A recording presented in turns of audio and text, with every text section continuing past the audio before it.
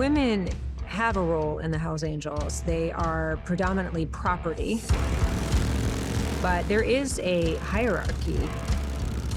To be somebody's old lady means that they are committed to that particular member, and usually that's protection. She's not passed around, she's no longer abused or gang raped by other members. There is also women that are considered sheep, and the sheep are the ones that are passed around and abused, and oftentimes these women are becoming prostitutes for the Hells Angels. So the goal of women is to become property of a member. Hells Angels felt that they were superior to women. I mean, I'd be lying, I'm not gonna lie here. Women knew what their place was coming around the club, but yet they came around the club. Margo said to Buck, "It's time for me to go, I gotta go." And he said, "You owe me $5,000 for rent, it's for food, it's for clothes for the girls, for school." And Buck Garrett said she was now property of the Hells Angels, and that if she came up with that amount of money, then he would let her go. She didn't have that kind of money.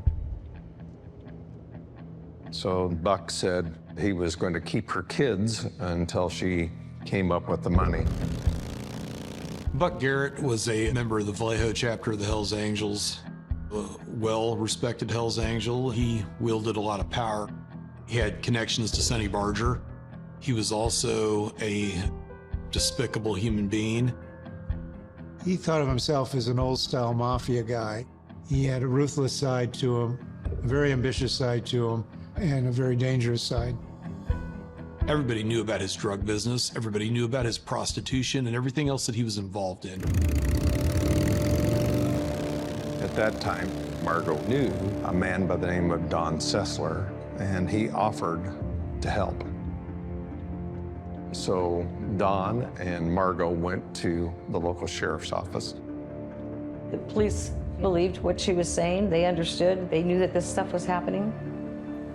But before they went to get the kids, they discussed what was going to happen afterwards. And they said if she were to help them, that would be a wonderful thing. And so she agreed to testify against the Hells Angels, and specifically against Buck Garrett. And so the police did help her get her kids back, and they were back that afternoon. They were back with her very quickly. I felt like I probably had a beating coming, pretty severe one, and I wasn't going to let that happen. Doug beat me up enough, and I let that happen. He at least was my husband.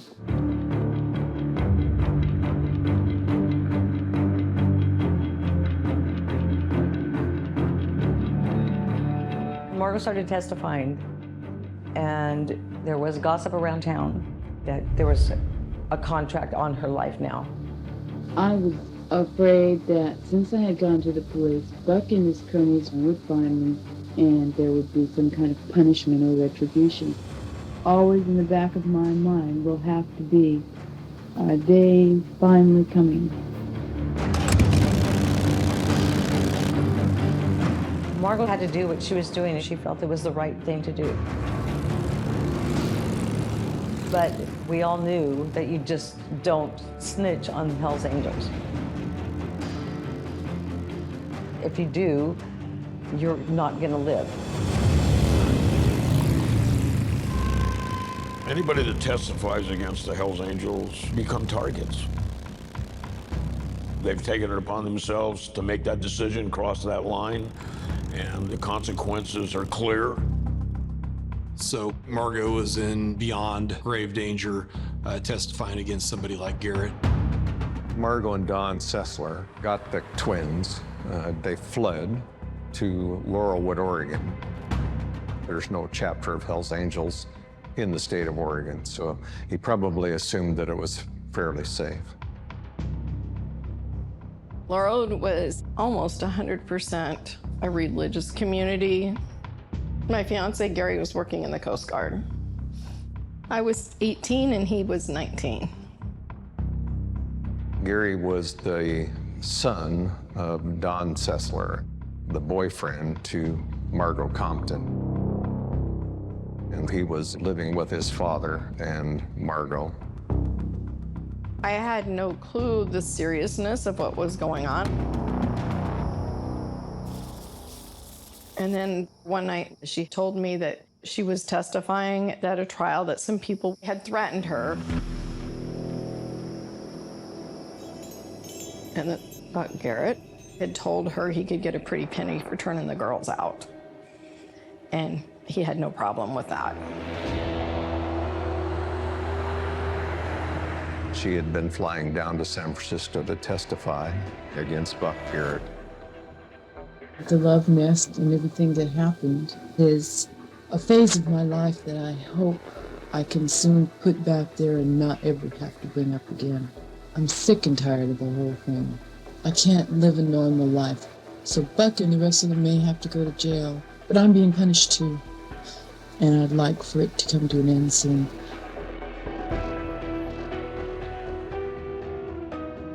On the last occasion, she felt that she had been followed home, called up Detective Tony Novello and thanked him for the escort. And in fact, he did not send an escort.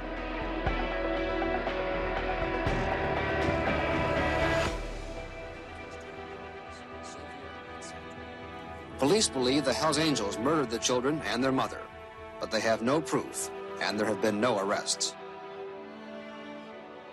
The Washington County Sheriff's Department wanted to speak to my mother, and she just started screaming, and she dropped the phone, and she was on the floor.